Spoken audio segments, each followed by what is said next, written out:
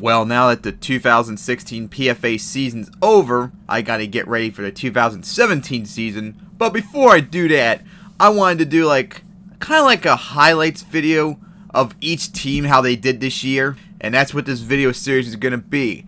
But it's not gonna be each team individually, that'll take forever. It's going to be each division in order. So first, this video is gonna be the National East. That's going to be the National Central, the National South, the National West, the Century East, the Century Central, the Century South, and the Century West. So this series will be what went right for this team this year, what went wrong, their highlights, their lowlights, like the highlights of their best players on the team, and what do they need to do to get better next year. So today's series will be the National East, consisting of the Washington Americans, Boston Destroyers, Philadelphia Hawks, Cleveland Bulldogs, and the Manhattan Greens. And the Manhattan Greens will get things started. Well, we start off with the Manhattan Greens, who went 4-14 and are going to have the 4th overall pick in the upcoming draft. And I'm really not that surprised they went 4-14 because I actually like the worst end for the team. I predicted this, so it's kind of true how they went. But at the same time, I predict they would go 9-9 because they had a very good offense and a lot of good defensive players. But in the end, they started off 0-4. Then they won that incredible Monday night game game against the Dolphins. Then they lost 5 in a row to go 1-9. And then they swept Cleveland the next 2 games to get to 3-9. But then they lost all their games except the final one at Philadelphia, where they trounced and destroyed them 34-6 going into halftime. Philadelphia had a massive comeback, but the Manhattan was able to hold on for I think it was 41-34 victory to finish 4-14. So yeah, if you went 4-14 and you had the 4th overall pick in the draft, you know you had a terrible season, especially with all this offensive power and a lot of defensive studs too. But before I get into what was wrong, we gotta get into what was right. The Greens had the 10th best scoring offense in the league, scoring an average of 23.3 points a game. They had the number 1 offense in yards gained, getting almost 407 yards a game. And they had the number 1 pass offense in the league, getting almost 290 yards a game. And they actually, despite how terrible their defense was, they had the 9th best rush defense in the league, allowing just under 105 yards a game. Their quarterback, Jamie Norwood, was the league leader in yards and touchdowns this year. He threw almost 5,000 yards. He threw for 4,883 yards, 41 touchdowns. So he almost threw 5,000 yards, and if he played all 18 games, because remember he missed 1 game due to injury, he might have been able to do it. So he led the league in touchdowns, but he also led the league in interceptions. And he had multiple games where he threw 5 interceptions or something like that. So yeah, that really, really, really hurt their season. But it's not just Jamie Norwood. The running back, Edward Bortles, although only playing 17 games, still rushed for over 350 times for almost 1,700 yards, but he only got 7 touchdowns. They had 2 of the best receivers in the league, with Lawrence Irons getting over 1,600 yards and catching 15 touchdowns. And David Neto had almost 1,500 yards and 17 touchdowns. So they both had very, very good years. And Lawrence Irons, I actually got incorrect. He had almost 1,900 yards, and I think he leads the league in receiving yards. They have 2 solid pieces on the offensive line, with Daniel Franco at tackle and John Kelleher as center. So they have at least 2 good pieces on that offensive line.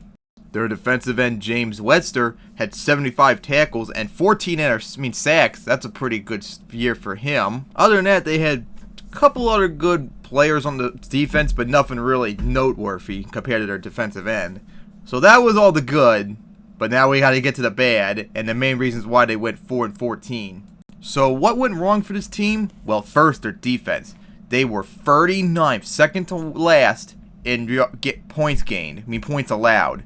So they had the second to worst points allowed defense in the league, allowing almost 28 points a game.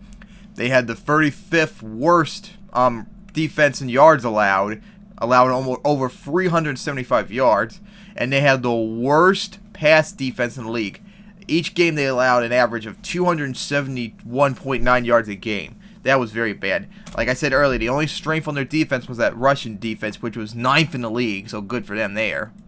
Also, turnovers hurt them on offense. Like I said, Jamie Norwood, league leader in yards and league leader in touchdowns, but he was also the league leader in interceptions. You can't do good and throw all those yards and touchdowns and have the interceptions too at the same time. If this team wants to improve, he has to cut that down dramatically. So what went right for the Greens individually in each game? Well, they did have that really good Monday night game at Miami where they led for the entire game pretty much. And then they had those 2 incredible games against Cleveland. The first one when they were hosting, and they won the game on a touchdown with just a minute and 31 seconds left in the game. And then the next week, they went to the Cleveland Bulldogs, and they won on a 55-yard field goal to take the lead with just less than 30 seconds remaining. And then, of course, that last game of the year when they were at Philadelphia, and they led 34-6 to start this game. Now, Philadelphia did come back, but the lead was just too much for them to overcome, and they ended up winning 41-34. But what went wrong? Oh boy, first off, week 6 when they were hosting Boston, they lost in overtime. That was a very bad loss. And then, I think it was 2 weeks later, they hosted Philadelphia with just 14 minutes in the fourth quarter. They were leading by 11. They squandered that lead, and Philadelphia would end up winning by 1. They had the lead against Milwaukee, I think, in week 7. However, they let Milwaukee get a 3-yard touchdown run to take the lead with just 3 minutes remaining. They had the lead against Phoenix next week later, only to let them get another touchdown with just 3 minutes remaining to win. And then another week they were at Birmingham and they went up 17-0, only to blow that lead and lose 24-20 with a touchdown run less than 2 minutes remaining for the Birmingham Hornets to win. And then finally the last week of the season when they were hosting Buffalo, where they had an 8-point lead, and they squandered it, which is 8 seconds remaining as Buffalo got a touchdown to win the game. So I think that's like 6 or 7 games where Manhattan had the lead had the lead going into the final minutes, and they blew it. So man, can you imagine if they won even just half of those games, how much better position they would be in? And a lot of that's either due to their shitty defense or the fact that Jamie Norwood threw so many interceptions. So what do the Manhattan Greens need to do to get better next year? Well, one, they gotta fix that defense. You can't have that terrible of a defense. That rush defense is good, but everything else is terrible, and they need to fix that immediately. Second, they need Jamie Norwood to stop throwing so many interceptions. He's leading the league in yards, and he led the league in touchdowns. That's good, but the interceptions have to be cut down in half.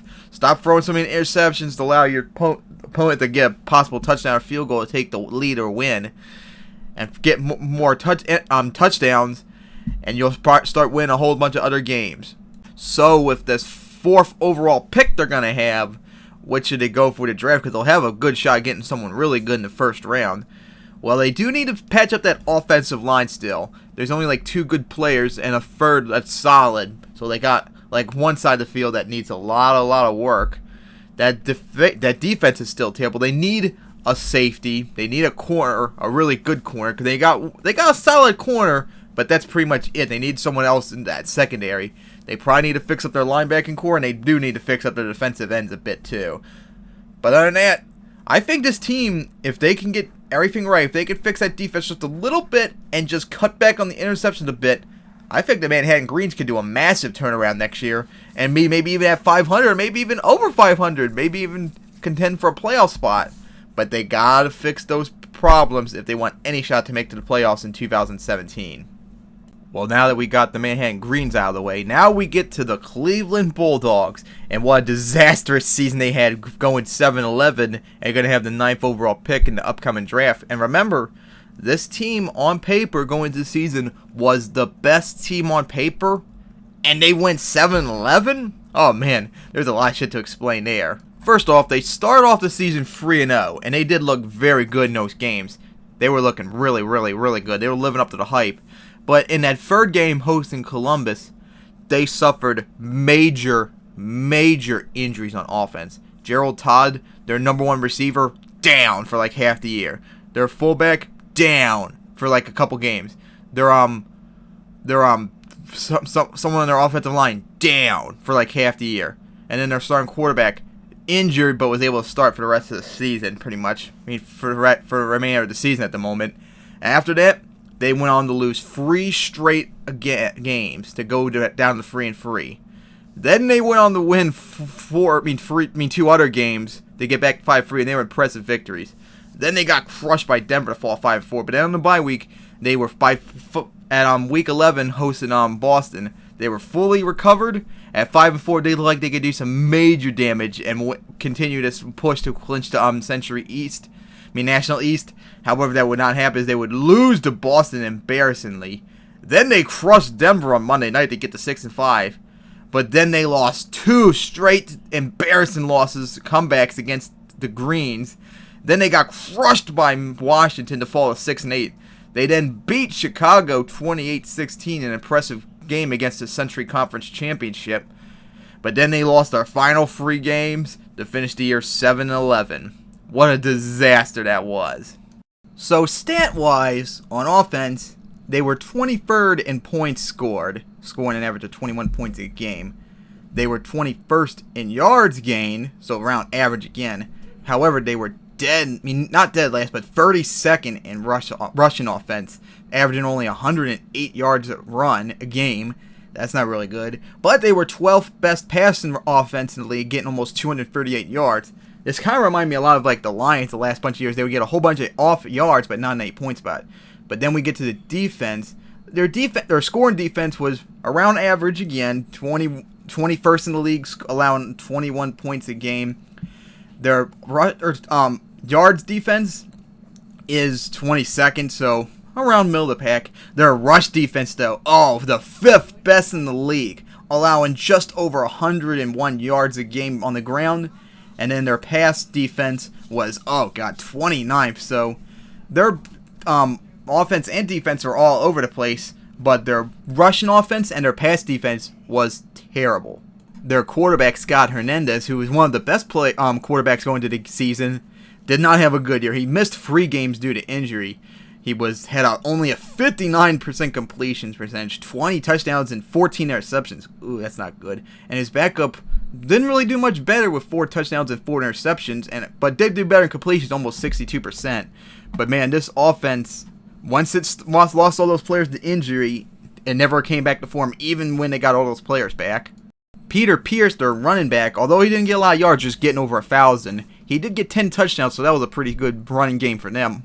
Although they would have probably done much better if he got more yards. Paul Gumford, who is Gerald Todd's backup wide receiver, he did pretty good in his absence. He totaled up almost 1,000 yards and got 5 touchdowns, although that wasn't good, the 5 touchdowns. But Gerald Todd, their stud, who was the number 1 receiver going into the season, he missed 6 games due to injury. He only got a total of not even 700 yards, but he did get 9 touchdowns. That was pretty good. But man, that injury, it really set him back after the season. Although he did get 2 100-yard receiving games after the injury, which he didn't get any at all before the injury. Their offensive line was not really good at all. Jose Mabel, their guard, had the only good lineman on that offensive line, allowing no sacks at all in the 16 games he was playing, and caused 37 pancakes. Their linebacker Gary Simon and their cornerback Joseph Harrington both had 100 tackles for this season. On defense, Manuel Echoes, another cornerback, had 7 interceptions, but he was the only one really had any interceptions. The second best was only 2, and then there was 4 players with 1 each, so they didn't got a lot of interceptions, and most of them were just from 1 player. But they did have 2 10-sack seasons, 2 10-second defensive ends in Matthew Gray with 14 and their linebacker Dominic Groves with 11. Although this is 18-game season, so it's not as special as it could be. So, what are the highlights for this disastrous season? Well, they did destroy the Denver Miners on Monday night, remember, 28-3. That was like their best highlight of the year. And remember on Sunday night hosting the Chicago, who would become the Century Conference champion. They actually beat them 28-16, and Scotty Hernandez was 15 of 26 for 258 yards and 4 touchdowns. So he had a very, very, very good game there. He was spot on, and so was Gerald Todd in that game when he got 5 receptions for 111 yards and 2 touchdowns. But those injuries really, really, really set this team back. Once those injuries happened, and even when they did come back, they just were not the same. and they just never could recover. They started off 3-0, then lost 3 in a row. Then they won 2 in a row. Then they lost 2 in a row. Then they won 1, and then they lost 3 in a row. They won again, and then they lost the final 3. They lost a difficult game hosting Portland where they were up 24-7, I think it was, and they allowed Portland to win that game. They lost an overtime game to Washington next week. That loss against Boston, where they lost a big chance to win there. But probably their worst losses of the year were those 2 back-to-back come-from-behind victories they allowed against Manhattan. They had to lead in both games in one with just a minute and a half left, the other one with just 28 seconds left. And this was a team that was just 1-9, and they let them win to get 3-9. That was very, very bad. So what's this team going to need to do to finally prove this year was just a miserable disaster, and in 2017 will be the real deal?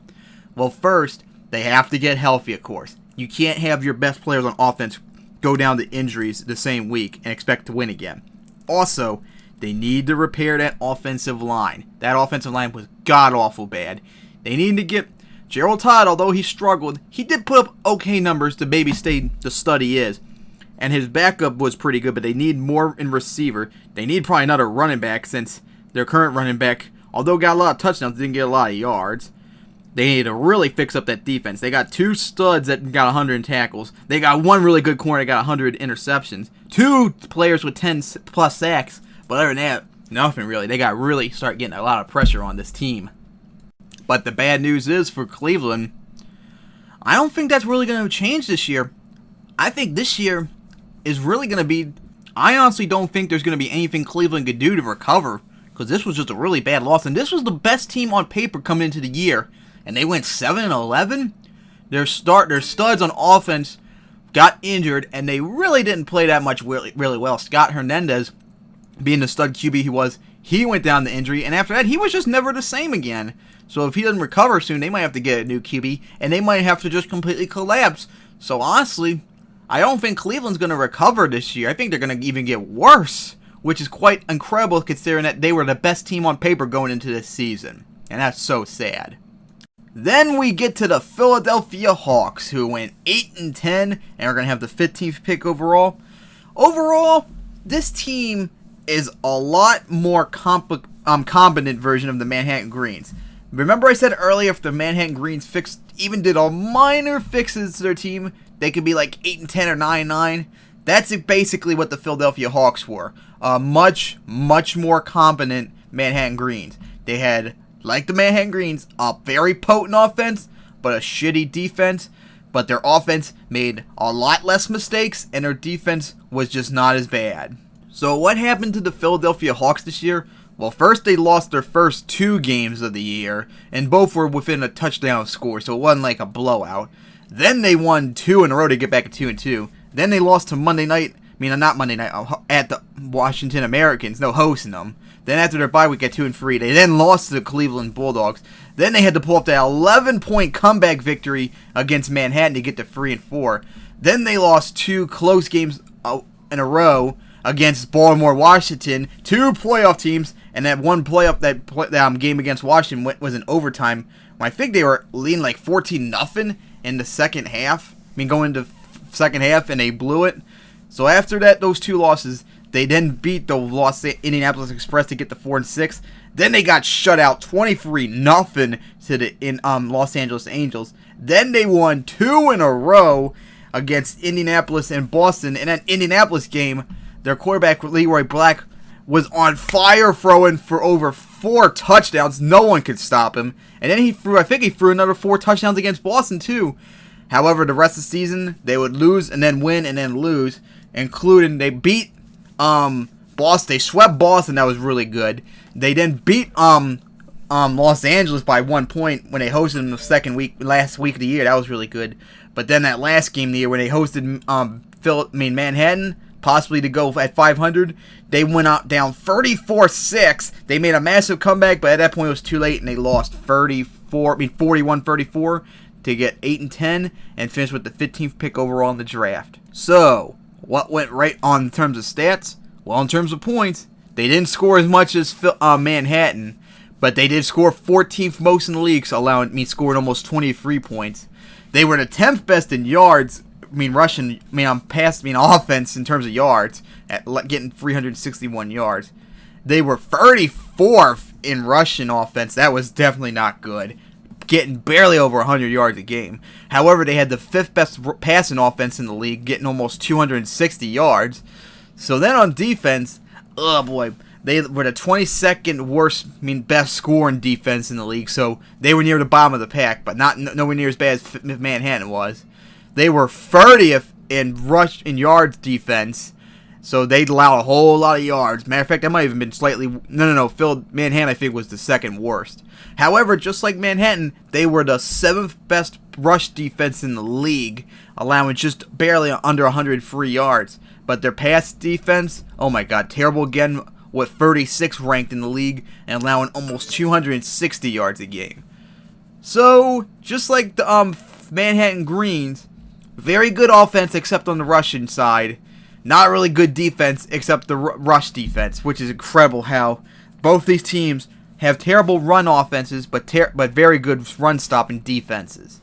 So when we get to the players, their quarterback, Leroy Black, I think he had the 2nd most yards in the season, almost throwing for 4,600 yards.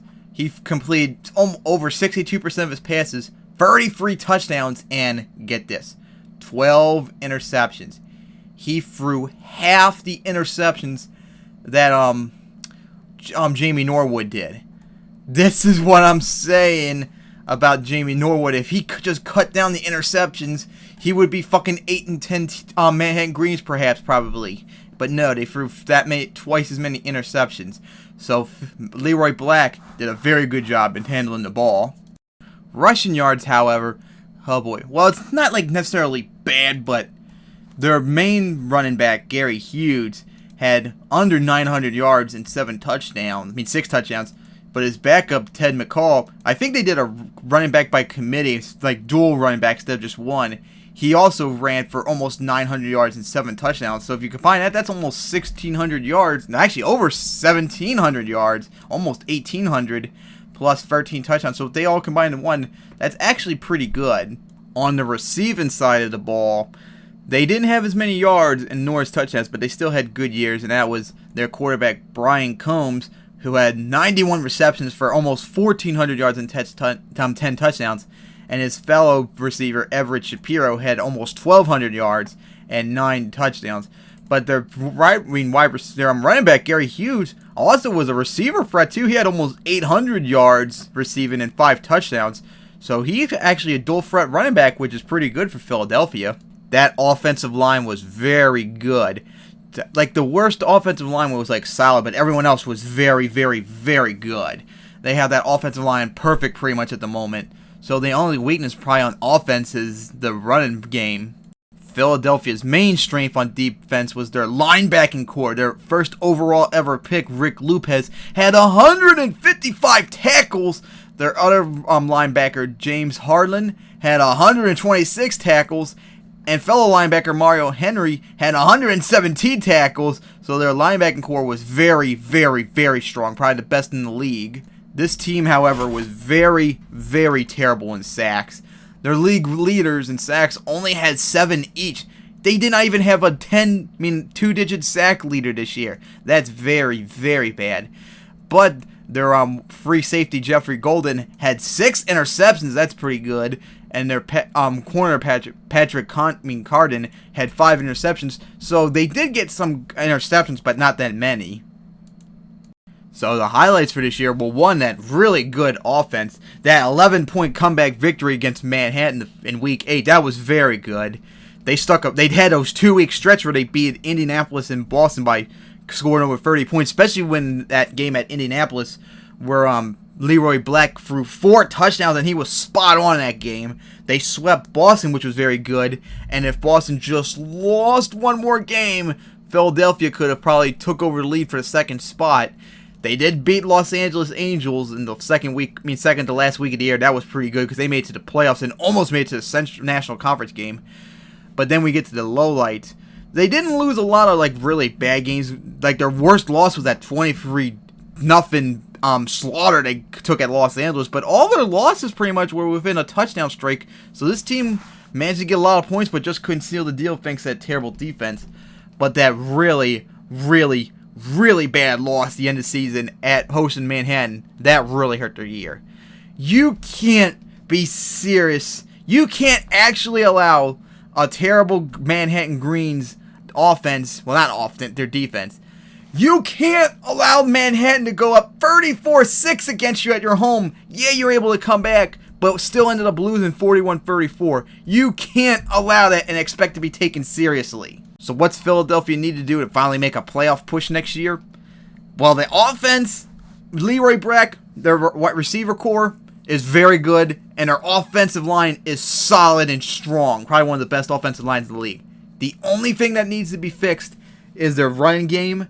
And honestly, this might be a risk, but I think they should take that one running back that had a whole bunch of receptions, make him into a wide receiver, have a dual threat, three wide receivers, and get a running back in the draft that could be a dominant workhorse running back that can just run and run and run without anything stopping them. However, on defense, their linebacking core is very strong. Their secondary, solid. It needs a lot of work, but the front four, it needs some terrible work. You can't be serious to have your best sack leader have only 7 sacks. That's god-awful. So get a running back that can run and fix that front four and that secondary, and this Philadelphia Hawks team could be a very, very, very big threat to not only make a playoff spot, but honestly could challenge maybe for a first-round bye, too. But unlike Manhattan, where I think they really will bounce back and maybe be like Philadelphia was this year, I don't think Philadelphia's going to have that major turnaround. I think, honestly, if they do improve, it's not going to be by much, maybe a game or two. I just don't trust them as much as Manhattan to rebound. They don't have as many good players on the defensive side. Almost all their players are just the linebacking core. Manhattan has very good players on each side of the defense, but they just had a terrible defense overall. If they get like one extra player on each side, then they become a threat. Philadelphia is extremely lopsided with their linebacking core, and with that 15th overall pick in each round, it's going to be quite difficult to get a very good player. So I think overall Philadelphia will be around the same as they were this year in 2017. So then we get to the only one of the two winning record teams in the National East, and that's the Boston Destroyers, who went 10-8 and are going to have the 24th overall pick in the draft. So how they do to start the year? Well, 0-2. And that first loss of the year, Sunday night at Seattle, that was a terrible loss because they had so many penalties. They just kept hurting themselves big time and letting Seattle get so many points off of them. Then they went on to win 4 in a row. Then they lost one. Then they won one again. Then they lost another one. Then they won 3 in a row to be 8-4 and just right behind Washington. But then they would lose 3 straight. Then they would win that incredible beatdown they gave against Omaha. However, they would go 1-1 the rest of the games to finish 10-8 for the season and miss the playoff. So stat-wise, on offense, this team was 11th best scorer in the offense. Not bad, 11th place with 23 points scored. They were 15th in yards offense. Not bad too, getting 355 yards. They were 9th best in run offense, 131 yards a game. That's very good. I think that's the best one so far we've mentioned. However, their passing offense was 21st, which got 224 yards, so it was around the middle of the pack. So overall, a solid offense to pretty good offense. Then on defense, they were the 15th best scoring defense, allowing just under 20 points a game. They were 16th in yards allowed, getting 336. They were the 6th best rush defense, which was very, very good, allowing just 102 yards. But then they were 26th in pass defense, which is not very good. But then again, when you're in a division that has Jamie Norwood and Leroy Black, I'm sure it's not surprising why your pass defense would not be so good. So overall, unlike the other teams so far, this team's been very balanced in terms of offense, except their pass offense and pass defense. So it's amazing how they only went 10-8. Their quarterback, Sterling Osborne, he had an up and down year. He had a quarterback rating of 89.9. He played in only 17 games. He threw for over 3,800 yards, 24 touchdowns, and 16 picks. But he did have a percentage of 66.1, so that was almost 2/3 of his throws he completed. So he had a somewhat good year, although it was kind of disappointing. On the running game, they did another running back by committee, because their starting running back, Roger Iman, was 234 carries for almost 1,000 yards and 8 touchdowns, and his backup, David Pogue, had almost 1,000 yards too, and had 8 touchdowns as well. So they had some solid work on the running game, especially since I think they were, was it the 6th best running offense in the league? Not bad. Then on the receiving end, their wide receiver Wallace Price led the league in receptions, getting almost 1,200, almost 100 catches too, and 10 touchdowns. Very good. And then their second wide receiver, Jeffrey Olivia, had 66 receptions for 737 yards and 5 touchdowns. Pretty much across the board, our wide receivers got a touchdown to some degree. They had also a very good, solid offensive line with Rex Robinson, their center, getting 51 pancakes and allowing just 2 sacks. That's very, very good. Although they still need to do some patchwork, this offensive line could help propel this offense to great heights next year. Then on defense, remember, because Boston Destroyers had the 2nd overall pick in this last draft, and unlike the Hammerheads who took Henry Settles, the quarterback, who struggled this year, the Destroyers took Ronald Billings as the 2nd overall pick as the linebacker, and he had one hell of a year. 145 tackles, 2 forced fumbles, 7 forced fumbles, that's really good, and 4 sacks. He was one of the best linebackers in the league. However, no one really did that good other than him on the terms of tackling. But on defense, their leading sacker was Ralph Schmitz on defensive end. He got 9 sacks, so that's not really that good. But then when you get to interceptions, no one really intercepted a lot.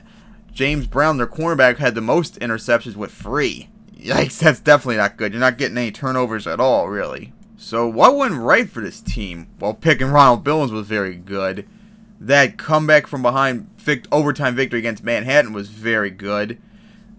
That beating they gave Cleveland in week 11 when they were down, that was pretty good.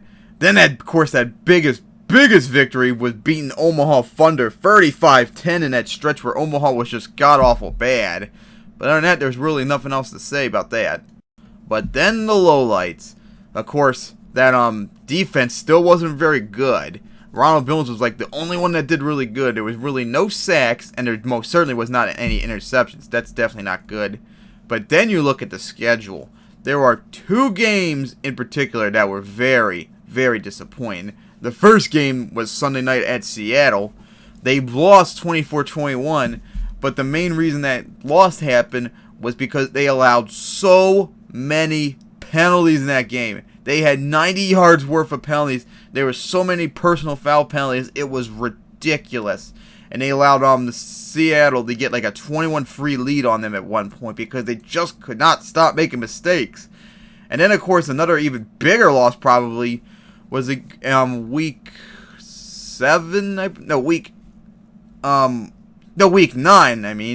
where they hosted the Washington Americans, where they were up 21-3 going into halftime, and then all of a sudden they let Washington come back to tie it up, and then they fumbled the ball on trying to run out the clock in 4th quarter. Washington recovered, and then they got a 56-yard field goal to win the game 24-21.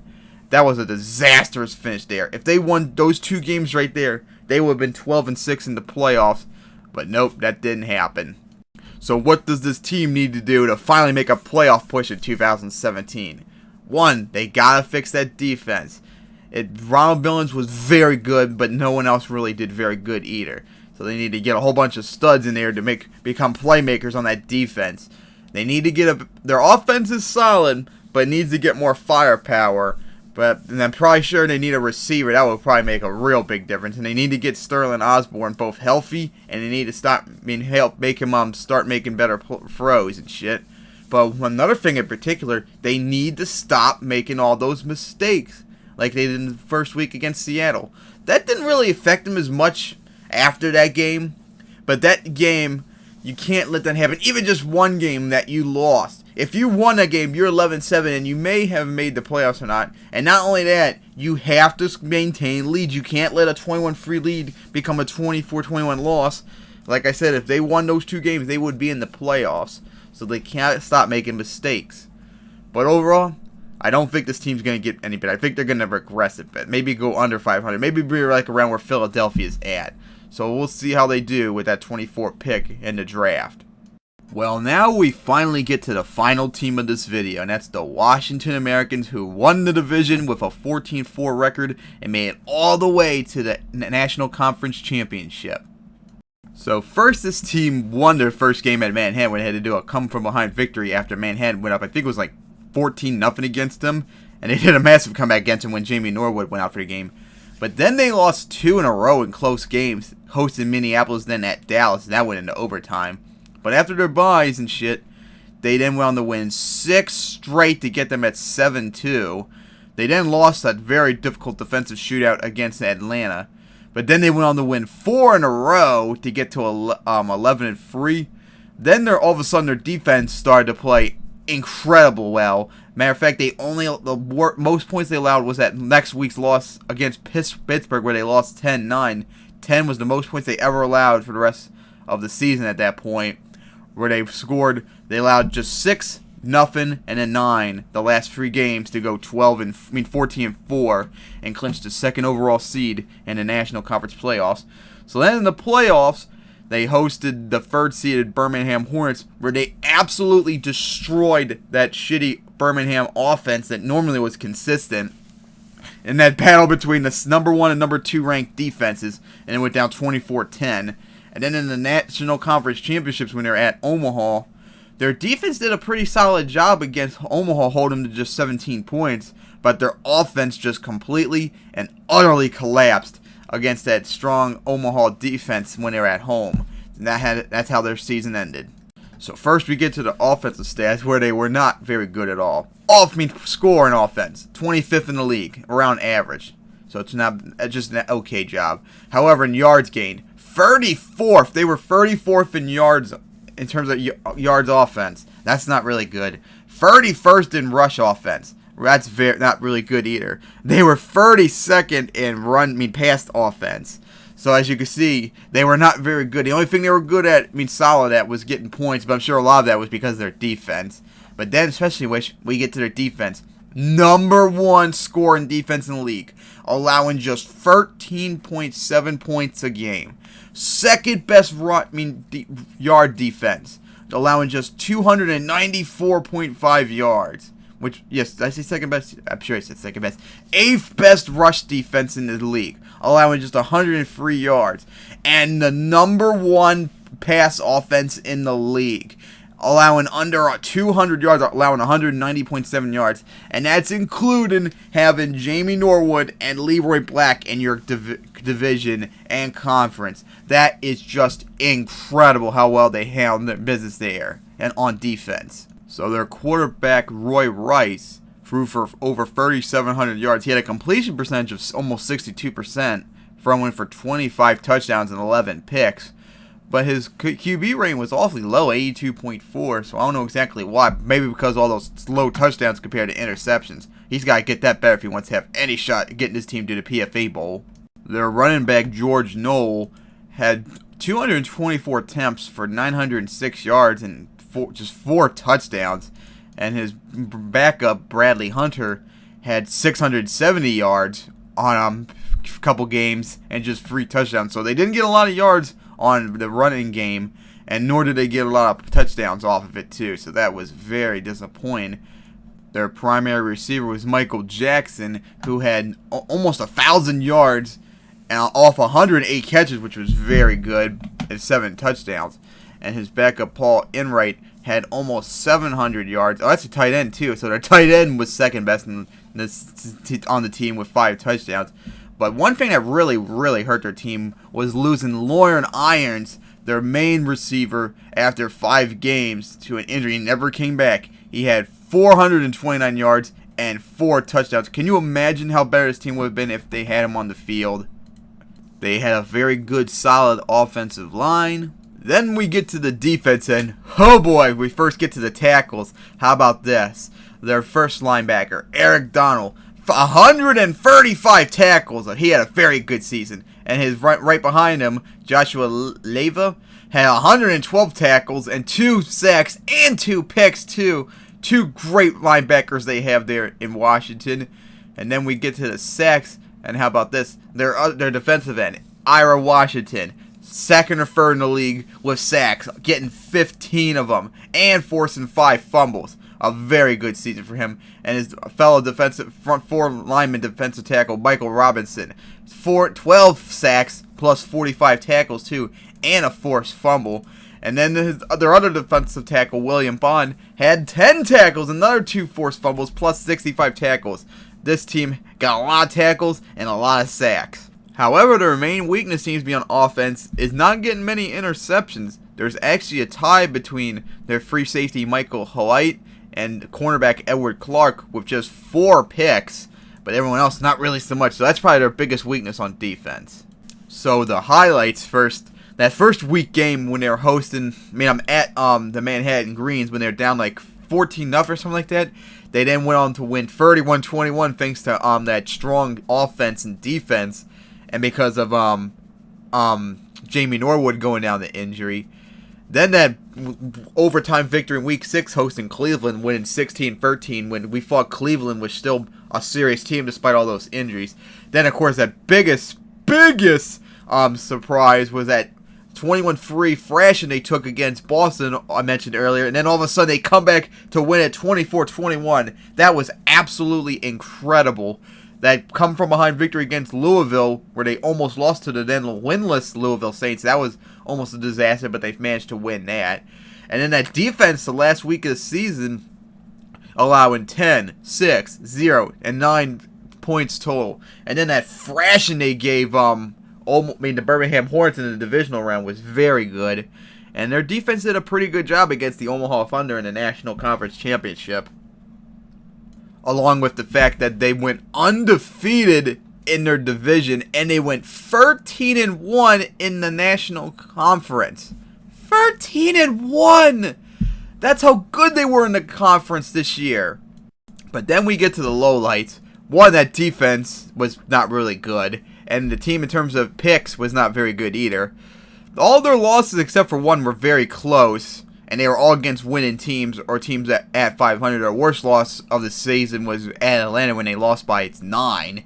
I mean, if they just won one of those games, particularly if they beat Atlanta, they would have not only been 14-0 in their conference, they would have gone 15-3, and that would secure them the #1 seed in the National Conference playoffs. Can you imagine what would happen, how different it would be if they hosted the Omaha Thunder in the National Conference Championship instead of being at them? Their defense did a very good job against Omaha in that game, but can you imagine their offense maybe doing just a wee bit better against Omaha in that game if they hosted? And of course, if Omaha had to visit how they did the last bunch of weeks of the season when they were at the teams where they struggled mightily, we could have had a Washington-Chicago championship game if that happened. But of course, they blew that chance. And of course, that loss against Omaha was very disappointing on the offensive side. That defense did a pretty good job, but that offense was just god-awful bad. So, this team needs to fix that offense. Roy Rice needs to get more touchdowns. He's doing okay in terms of picks, but he's not getting enough touchdowns. He needs to get more. They need to fix that running game more. They need to get another receiver to complement Lauren Irons, and hopefully he'll come back healthy. They probably should fix up that offensive line a bit. They need better secondary. They can't have not even less than 20 picks, I think it was. Maybe even been less than 15. That's how little interceptions they got. They got to get more turnovers. However, in terms of tackling and sacks, they're very silent on that. And they don't need to fix anything on that. However, with that very high pick, I don't think the Washington Americans are going to be able to fix that, and I think they are going to regress a bit this year, but I don't think it's going to be enough for them to lose the division title next year, but we'll see what happens. Well, that's it for my recap of the National East Conf Division. Next time soon, we'll be in the National Central Conf Division, which will have the defending champion Omaha Thunder. Oh, baby, I can't wait to talk about them. So, see you then.